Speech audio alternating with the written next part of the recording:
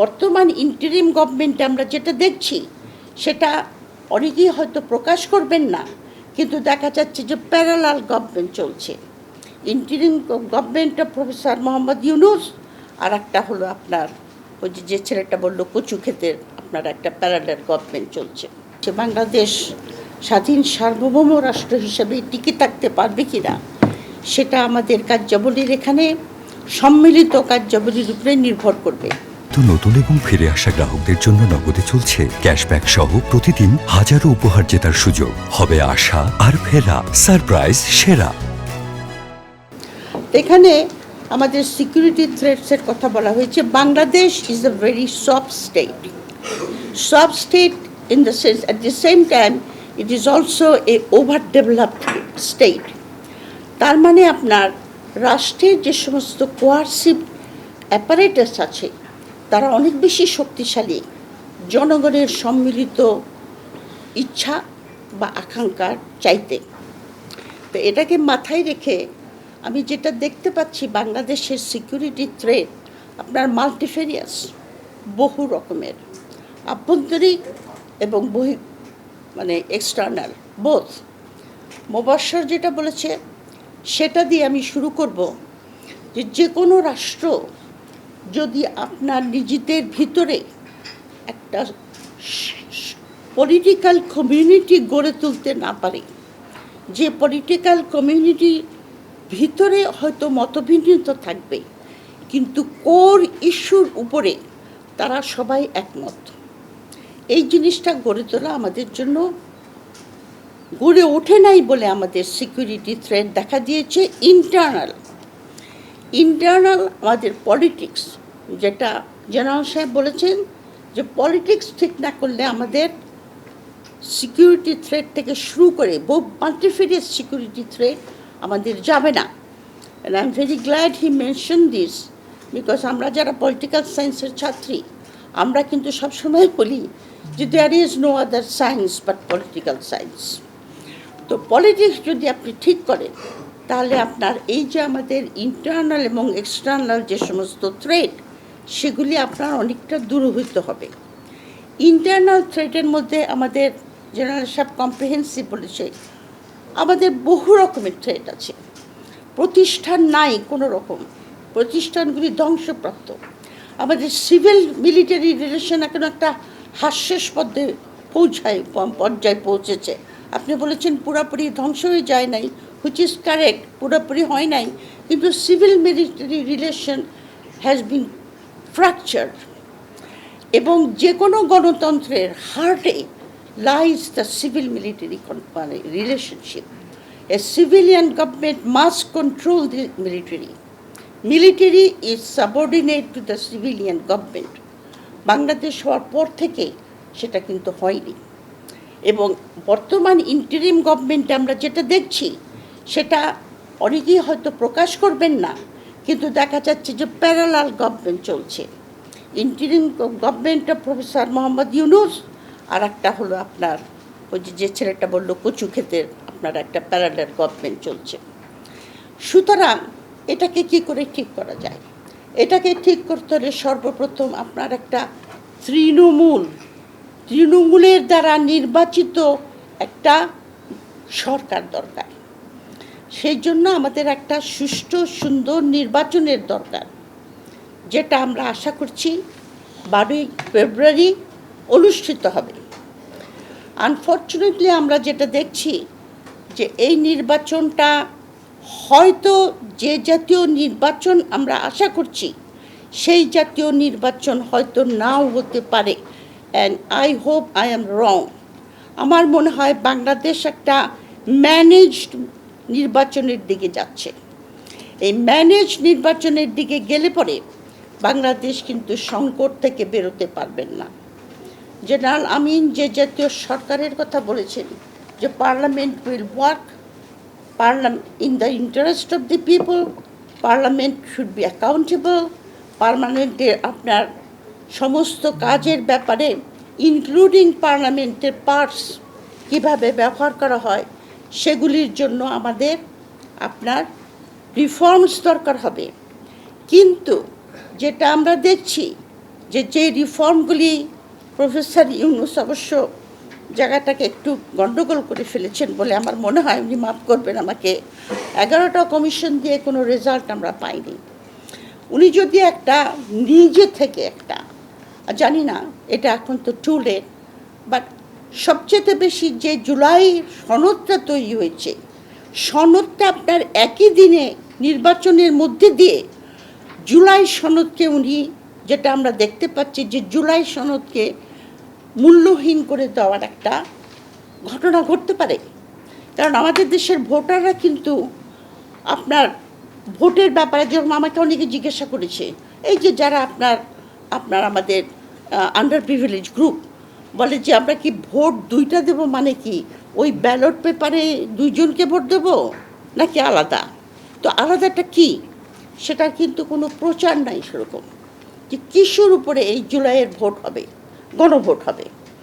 তো সুতরাং আর একটা জিনিস যেটাতে খুবই একটা আমার কাছে সিকিউরিটি থ্রেট বাংলাদেশের জন্য, যে আমরা যদি সেরকম গণতান্ত্রিক সরকার গঠন করতে না পারি, তাহলে আমাদের external threat like India factor, Myanmar factor, এই দুটাই আমাদের প্রধান আপনার এক্সটার্নাল সিকিউরিটি ব্যাপার। এছাড়া আমাদের সম্মিলিত প্রচেষ্টা থাকতে হবে, আকাশ প্রতিরক্ষার যেরকম দরকার সেরকম আমাদের নেভাল ফোর্স বাড়ানো দরকার। কারণ বাংলাদেশের সবসময় হিস্টোরিক্যালি যারাই বাংলাদেশকে কন্ট্রোল করতে চেয়েছে অথবা বিস্তার করতে চেয়েছে, তাদের কিন্তু স্ট্রং নেভাল ফোর্স ছিল। তো সুতরাং বহুবিধ কাজ আছে, কিন্তু রিফর্ম জুলাইয়ের যদি না হয়, যদি আপনার গণভোটের জিনিসটা পাস না হয়, এবং এই যে পলিটিক্যাল পার্টিগুলি যে ইশতেহার দিয়েছে খসড়া এখন পর্যন্ত, সেই খসড়াগুলিতে কোনো পরিষ্কারভাবে তারা বলে নাই যে আমরা জুলাই সনদকে আপহোল্ড করব অথবা বিচারকে আমরা সম্পূর্ণ করব, কেউ কিন্তু বলে নাই, বিএনপিও বলে নাই, জামাতে ইসলামও বলে নাই। সুতরাং জুলাই সনদ যদি আমরা সংস্কার, যে কথাগুলি আপনার যে প্রতিষ্ঠানকে ঠিক করতে হবে, সিভিল মিলিটারি রিলেশনকে ঠিক করতে হবে, দেশের যে আপনার পলিটিক্স হবে সেই পলিটিক্স জনগণের জন্য হবে, জনগণকে সংঘবদ্ধ করতে হবে, এগুলি কিছুই হবে না যদি আমরা পূর্ববর্তী রাজনৈতিক প্রক্রিয়ায় ফেরত যাই। এবং জুলাই সনদকে না করে দেওয়া মানে আপনার পূর্ববর্তী একটা ব্যবস্থায় আমরা ফিরে যাওয়ার পায়তারা করতেছি।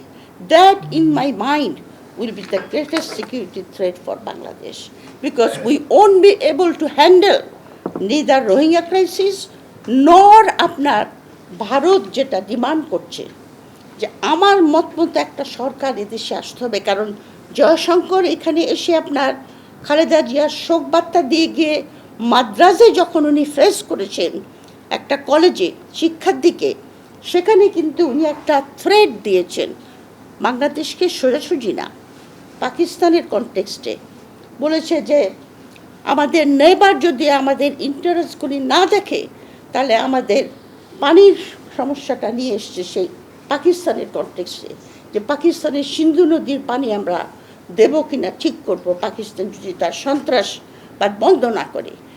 এটা মনে রাখতে হবে যে বাংলাদেশে কিন্তু আপনার গঙ্গার পানির চুক্তি শীঘ্রই হবে। সুতরাং এটা একটা ভেইল কাইন্ড অফ মেসেজ যে আমাদের মত মতো না চললে পরে আমরা পানির হিস্সা নিয়ে কথা তুলব। এখন পানির হিস্সা নিয়ে কথা তুলতে পারে কে?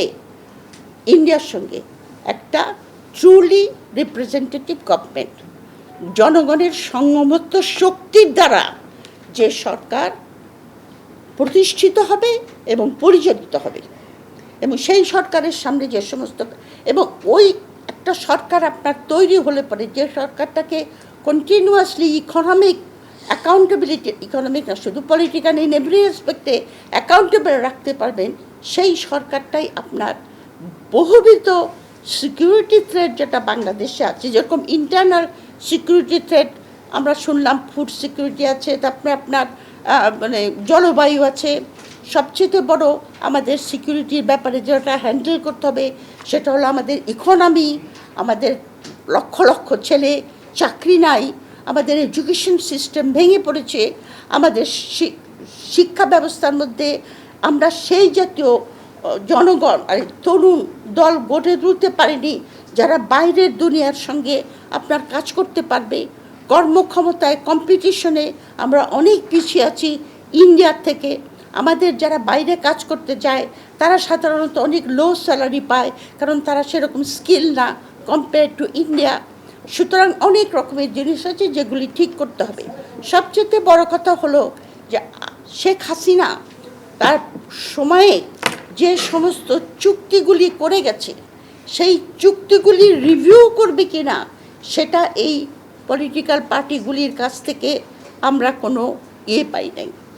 রিভিউ করে আপনার পার্লামেন্ট থেকে বলবে কি না যে কোন চুক্তিগুলি আমাদের স্বার্থের পক্ষে, কোন চুক্তিগুলি আমাদের স্বার্থের বিপক্ষে। এটা না করলে পরে আপনি যে ধরনের আপনার টাইট একটা হোল্ড যেটা উপরে এসেছে সেটা আপনার যেতে পারবে না। আমি এই বলে শেষ করব যে আমরা বলে না যে we are living in a dangerous time. Dangerous time in the sense যে আমাদের দেশের ইন্টারনাল অবস্থা খুব ফ্রেজাইল, খুবই ফ্রেজাইল ইন্টারনাল অবস্থা। আমাদের এক্সটার্নাল যে সমস্ত থ্রেট সেগুলিও কিন্তু ঘনীভূত হয়েছে। মিয়ানমারের বর্ডার, যেটা আমাদের বর্ডার সিকিউরিটি দেওয়ার কথা আমাদের মিলিটারির, আপনার আরাকানের সঙ্গে যে আমাদের বর্ডার, সেখানে আমরা জানি এগুলি কাগজে আসে না। রেগুলার ভিত্তিতে আরাকানের লোকরা ঢোকে বাংলাদেশে, ঢোকে ওইখানে আপনার ৩০-৩০০টার মতো ফার্মাসিউটিক্যাল দোকান খুলেছে, বাঙালিরাই খুলেছে বিজনেসের জন্য। কারণ আরাকানের আর্মিকে আপনার ঝান্ডা গভর্নমেন্ট আপনার অনেক সাপ্লাই বন্ধ করে দিয়েছে, ইনক্লুডিং ফুড, মেডিসিন এটসেট্রা। তারা আসছে যাচ্ছে, it is an open border like thing. আপনার চিটাগং হিল ট্র্যাক্সে বান্দরবনে যে কুকি চিনরা যে জাতীয় অ্যাক্টিভিটিস করছে সেটার দিকে আমাদের নজর দিতে হবে। নজর আমরা দিতে পারছি না, সেখানে একটা সমস্যা। আমাদের পানি বন্টনের সমস্যা। আমরা ভারতের যে আপনার ইচ্ছা যে এখানে আমাদের মতো একটা সরকার আসুক, সেটা না করে আমরা এমন একটা সরকার চাইব যে কোনো বহিঃশক্তির দ্বারা পরিচালিত নয়, সেটা শুধু জনগণের দ্বারা পরিচালিত হবে। সুতরাং আমাদেরকে অনেক সামনে যে যুদ্ধটা আছে বা সামনে যে চ্যালেঞ্জগুলি আছে এগুলি মোকাবেলা করার জন্য এই জাতীয় ফোরামের অনেক দরকার আছে। যে সমস্ত ফোরামে বিভিন্ন আপনার সিকিউরিটির ব্যাপার থেকে শুরু করে ইন্টারনাল এক্সটার্নাল এসব ব্যাপারে ওপেন ডিসকাশন হবে।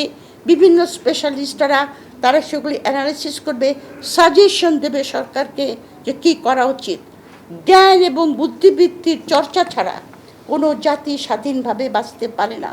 সুতরাং আমি এটার উপর সবচেয়ে বেশি জোর দেব যে আমাদের এডুকেশন সিস্টেমকে ঢেলে সাজিয়ে ওই জাতীয় জনগণ আমরা তৈরি করব যারা আপনার বহির্বিশ্বের সব মোকাবেলাকে চ্যালেঞ্জ করতে সক্ষম হবে। আপনাদের ধন্যবাদ। Thank you. ধন্যবাদ।